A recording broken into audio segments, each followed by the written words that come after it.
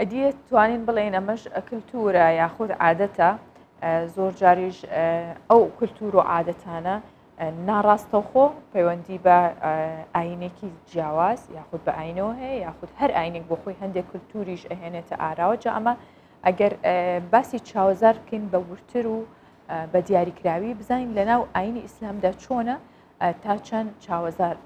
ڕاستە یاخود بوونی هەیە چاوپیسی لە کەسێکەوە بۆ کەسێکی تر هەموو ئەمانە ئێمە میوانداری بەڕێز مامۆستا ئیدریس کاریتانیمان کردووە و پرسیاری زیاتری لێ یەکەین و زانیاری زیاترمان پێدات. مامۆستا ئیدریس بەخێر هاتی. زۆر سپاس بۆ جەنابەت. سپاس. مامۆستا سەرەتا با لەوە دەست پێ بکەین چاوەزار چییە یاخود چاوپیسی چییە؟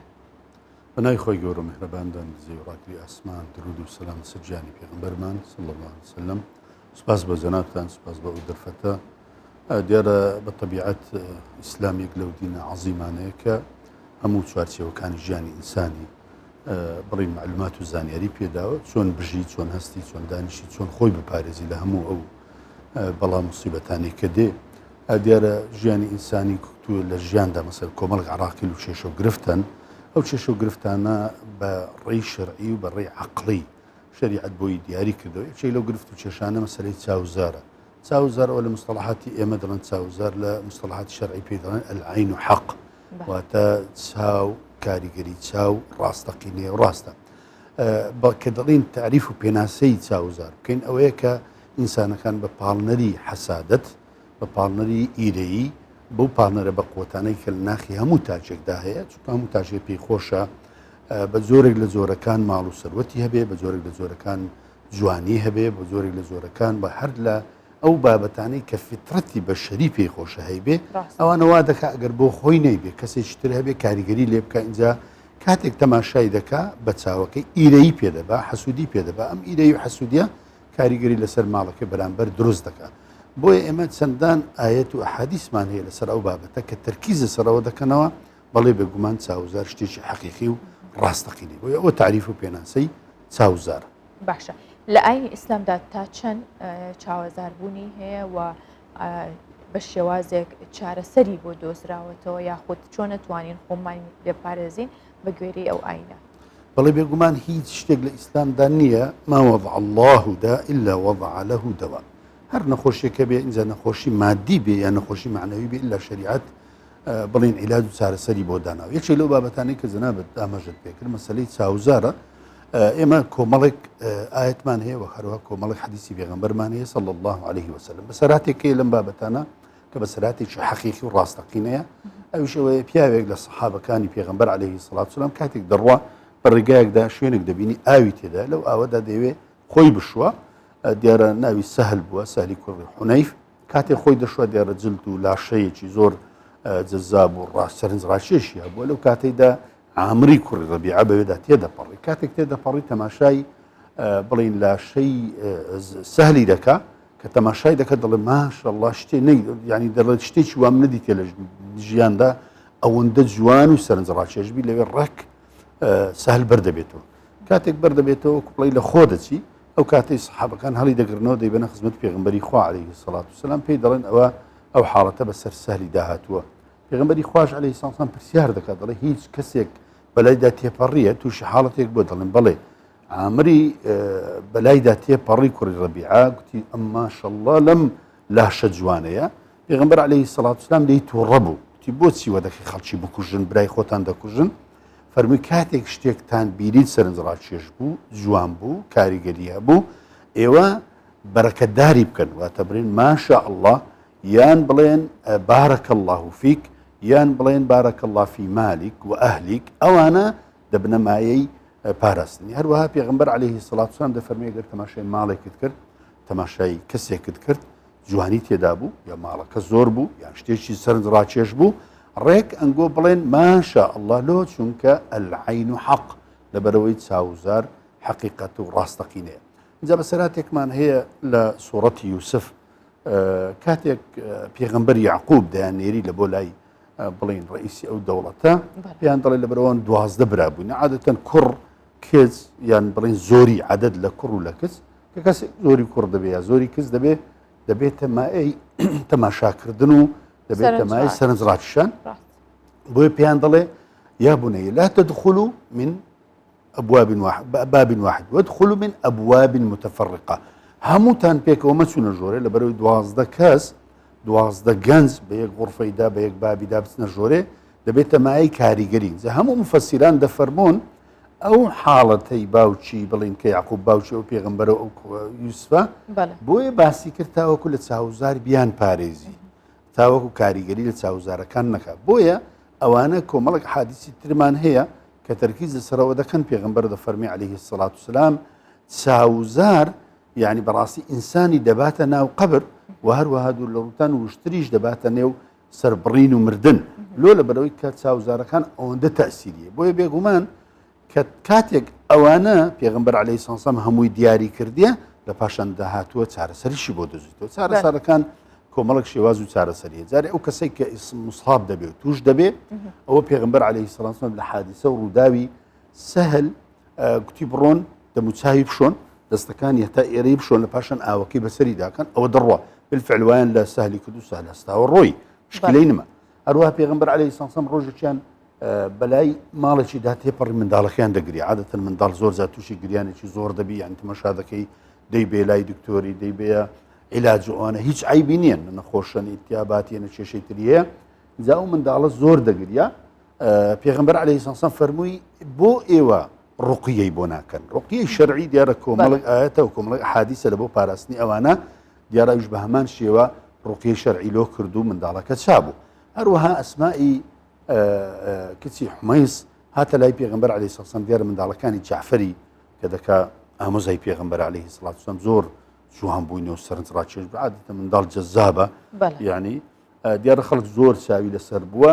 هاتە لای پێغەمبەر سەڵام وسەلام شەکوا کرد و فەرمی ئەی پێغەمبەری خوا ئەو منداڵانە بەردەوام کێشە و گرفتیان هەیە ئایا ڕوقیەی شەرعیان بۆ بکەم؟ پێغەمبەری خوا فەرمی بەڵێ ڕوقیەی شەرعیان بۆ بکە. بۆیە خاڵی یەکەم یان پاراستنی یەکەم عیلاجی یەکەم بۆ چاوزار ئەوەی کە کەسەکە ڕوقیەی شەرعی بۆ بکەی. خاڵی دووەم ئێمە لەبیر نەکەین یعنی خوای تەعاڵا ئینسانی دروست کردووە ئەو کەونی دروست کردووە و هەر نەخۆشیەکیش کە بێ هەر بەڵایەکیش کە بێ لە کۆتاییدا بە قەدەری خوا دێ بەڵام لەگەڵ قەدەری خوا خوای تەعاڵا عەقلی بە ئینسانی داوە فیترەتی بە ئینسانی داوە زەکاوەتی بە ئینسانی داوە زیرەکی بە ئینسانی داوە بۆ ئەوەی معالەجەی ئەو کێشەیە بکە. یەکێک لەو معالەجە ئەساسانە بەڕاستی مەسەلەی دوعایە. پێغەمبەر عەلەیهی سەڵام وسەلام زۆر وەسفی دوعای کردووە و خوش جل لە شەئنه بە ڕاستەوخۆ داوا لە ئینسان دەکا ودعونی ئەستەجب لەکم ئێوە داوام لێ بکەن من جوابتان دەدەمەوە. هەروەها پێغەمبەر دەفەرمی عەلەیهی سەڵام وسەلام دوعا صلب العیبادە واتە کاکڵ و ناوەڕۆک و پشتگیری عیبادەتە. هەروەها دەفەرمێت دوعا سلاح المؤمن چەکی ئیمانداریە چەک دائیمەن ئینسان بۆ چیەتی بۆەوەی خۆی پێپارێزی بێگومان ئەوەش بۆ پاراستنە. بۆیە پێغەمبەر عەلەیهی سەڵام وسەلام کۆمەڵک دوعای تایبەتی داناوە بۆ چاوزار. یەکێک لەو دوعای تایبەتانە پێغەمبەری خوا عەلەیهی سەڵات وسەلام دەفەرمێ باوکتان ئیسماعیل و ئیسحاق ئیسماعیل و ئیسحاق دوعایان بۆ منداڵەکانیان کردووە کاتێک چاوزاریان بووە. یەک لەو دوعانە ئەوەیە ئەعوذ بکەلیمات الله التامات من كل شيطان وهامة ومن كل عين ولامة. يعني خوای تەعاڵا من پەنات پێ دەگرم بەو کەلیمانە لە چی لە هەموو شەیطانێک و لە هەموو چاوزارێک. ئەو ژێکێکی ترە لەو دوعانەی کە پێغەمبەر عەلەیهی سەڵات وسەلام کردوویەتی بۆ عیلاجی چاوزار. باشە مامۆستا ئەمە هەم چارەسەرەکانن بۆ کەسێک کە چاوزار کاری تێکرد بێەوە و کەسەش بە هەمان شێوە کە چاوەزارەکەی بەرکەوت بێ و لێ یابێ. بەڵام لایەنی بەرامبەر باس بکەین کە کەسەکە خۆیەتی هێزی چاوپیسی هەیە یاخود بڵین ئەم چاوەی ئەم کارە کاتە سەر بەرامبەرەکەی کارە کاتە سەر ئەو شتانەی کە سەرنجی ڕاکێشێ چی بکات چارەسەری خۆی بکات و حکومەکانیشی چی ئەگەر کەسەکە پەیوانە بووە من نەچاوی ئەو پیسە یاخود زۆرجار ئەو کەسانە بە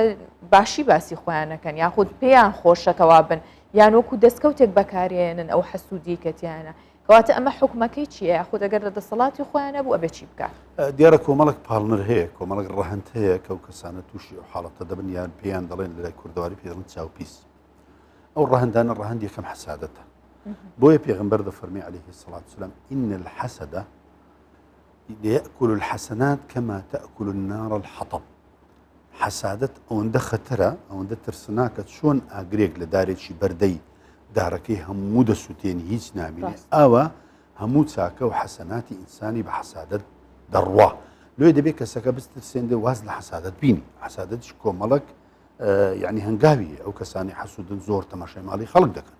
ئەو کەسانی حەسوودن زۆر مطابقەی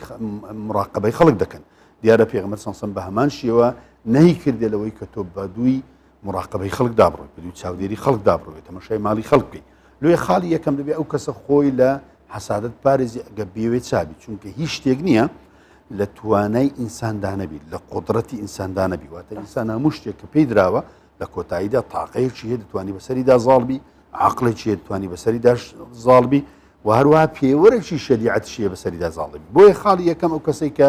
بێوێ خۆی لەوە پارێزی کە چاو لە ماڵی خەڵکە ئەوەیە کە دوورکەوێتەوە لە حەسادەت خاڵی دووەم بەڕاستی کاتێک ئینسان شتێکی دەبینی دەبێ بڵێ ماشاء الله ئەگەر گوتی ماشاء الله یان دوعای کرد اللهم بارك له في ماله وفي أهله أو بيقمان أو خطوة يقول وما دروا خالد سيم دبي براسي قل لن يصيبنا إلا ما كتب الله لنا أو تمشاكر نيوي بو مالكي بو جوانيكي بو هرشتيش كبران برا أو نابتئي بو نابت صاحب مال بو نابت صاحب جواني بو نابت صاحب مندال بو أو شتيك أخوي تعالى مقطوعي كرديو برانديتي أو كتعي بيه هناوه خالد سارم لبير نەکەی ئەو پێغەمبەر عەلەیهی سڵات وسەلام کاتێک بڵین عامری کوڕ ڕەبیعە چاو لەو کوڕەی دەکا لە سوهەلی دەکا پێغەمبەر لێی تووڕە دەبی دەڵێ بۆ وا دەکەی براکەی خۆت دەکوژی کە لێی تووڕە دەبی کەواتە ئەوە نیشانەی ئەوەیە ئەو فعلەی ئەو دەیکا حرامە گوناهە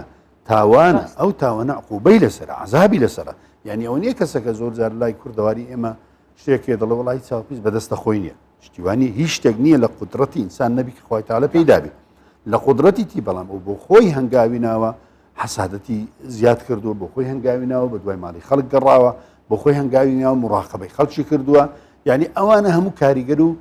بڵین پاڵنەرن بۆەوەی کە ئینسانەکان بنە کەسێکی حەسوود کەسێکی خاوەن ئیرەیی و هەروەها تاسی لە کاروباری خەڵک بکەن لە پاشان بە هەمان شێوە ئەویش کۆمەڵک دوعا هەیە دەبێ بیکە بۆ نمونە پێغەمبەرمان عەلەیهی سڵات وسەلام دەفەرمێ هەر کەسێک ئینسان کە سبەینی هاتە دەرێ لە ماڵەکەی خۆی أعوذ بكلمات الله التامات هروها بتسندان آيات وأحاديث من هي لبو سبينان كأصبحنا أصبح الملك لله طبعا أو حديثان زور نقدر إنسان باسيان كا أو أنا مكاري جريان لسر أو كسهك أو كس نفسيته شيء أرامي هبه وبيغمبر دفرمي عليه الصلاة والسلام لا يؤمن أحدكم حتى يحب لأخيه ما يحب لنفسه طبعا أو بس الإسلام هي لزدين شنو عالمنية ئەویش ئەوەی ئینسان ئیماندار نابێت چونکە ئیمان بەس ئەوە نییە تۆ سوزدە و ڕکوع ببەیت ئیمان بەس ئەوە نییە تۆ عیبادەت بکەیت بەڵکو ئیمان ئەوەیە کە تۆ چۆن پێت خۆشە دەوڵەمەند بی ئەوها پێت خۆش براکەش دەوڵەمەند بی ئیمان چۆن پێت خۆشە بۆ خۆ جوان و ڕێک و پێک بی ئەو هەردەی پێت خۆش براکە جوان و ڕێک و پێک بی ئیمان چۆن پێت خۆشە بۆ خۆت کەسێکی لەش ساغ و خاوەن منداڵ و ڕێک و پێچی و ژیانی سەعادەت و بەختەوەری ئەوانەبی بامان شێودەی پێت خۆش بۆ ئەویت کە زۆر جەرمۆ مساو کەسە قەدری ئەو شتانە نازانێت کە خۆی هەیەی ئەگەر ناگەر چاوێ بەخۆیان بخشێنێتەوە لەوانێ زۆر لەوە باشتری هەبێت کە من هەمەیان کە بەرامبەرەکەی هەیەی ئەمە مسا دوا پرسیارە لێ بکەم لەبەر دەرفەتی بەرنامەکەی ژەوەیە ئەو عادەت و تەقالیدانی کە بەکارێت بۆ گەڕانەوەی